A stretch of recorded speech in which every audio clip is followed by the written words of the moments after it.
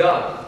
And he said from what he had selected a gift for his brother Esau, 200 female goats and 20 male goats and 200 ewes and 20 rams and 30 camels and their young and 40 cows and 10 bulls and 20 female donkeys and so forth and so on. Man, he was sending this stuff on. Now, don't think that they didn't know that Esau at one time had wanted to kill Jacob. I'm sure that conversation they talked about that around the campfire a few times. Oh yeah, he stole my inheritance. I'm going to scalp him.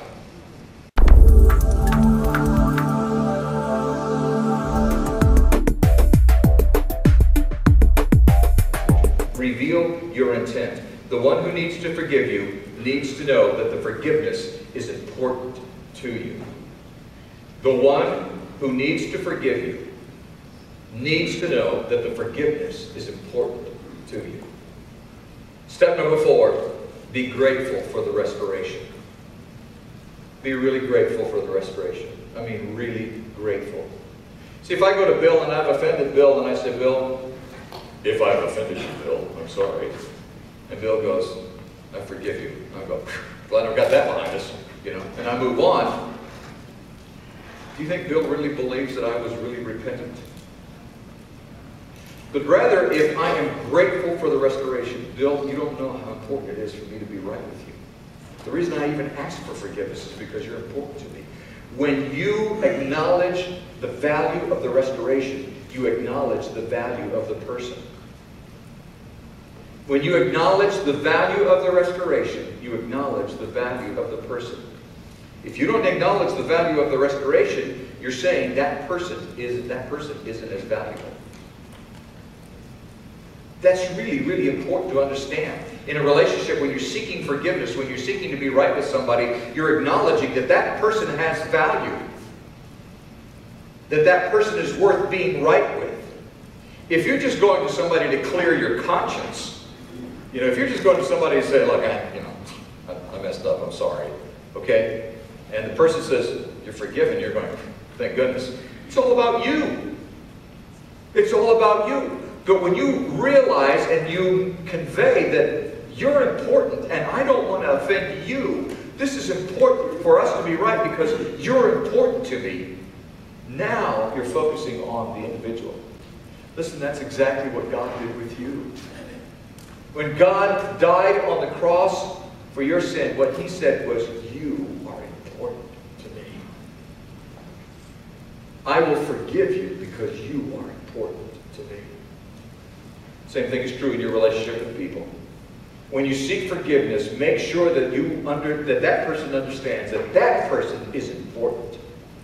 That person is of value. Otherwise, what's the point in being forgiven by them? If you don't think they're valuable, then why seek forgiveness from them? But it's important for you to acknowledge that this person is a person of value. And therefore, their forgiveness is important to you. Step number 5, continue with your responsibilities. Wow, this is so important. In verse 13, do you see what happens in verse 13? Jacob says, look, the children are tender and I must care for them, the ewes and cows, the nursing the young, it's hard, if I just drive them hard for one day, they'll all die. So you go on ahead, I'm going to take care of my responsibilities here. Now the reason I bring this up is because I've seen family members who are at odds with each other for years, and then they get right with each other. And the sheer joy of being right with each other causes them to ignore their responsibilities to their own family, sometimes even their own spouse and their own children, because they're just so excited about the fact that they're right with their brother or their sister or their aunt or uncle or their father or their mother. And all of a sudden, that becomes more important than just spending time with them, and they just are so focused on that restored relationship that they ignore all of these other responsibilities that they have, sometimes even their job. It is important for you to balance your life in such a way so that when you seek forgiveness and you receive forgiveness, that you maintain your responsibility for all of the other things that you have responsibility for in your life. Don't ignore everything else. Continue with your responsibilities. Just because you're forgiven doesn't release you from all of the other responsibilities that you have in your life. Step number 6, and this is so important, follow up on the restoration. Look at verses 14 through 19. So let my Lord go on ahead of his servant, while I move slowly at the pace of the droves before me and that of the children, until I come to my Lord and say here. He says, look, you just go ahead, and I'm going to catch up, I'm going to follow up. And then we have this explanation of what Jacob did. And I want you to see basically 4 things that happen in this follow-up for the restoration. 4 things that happen under this point of follow-up on the restoration.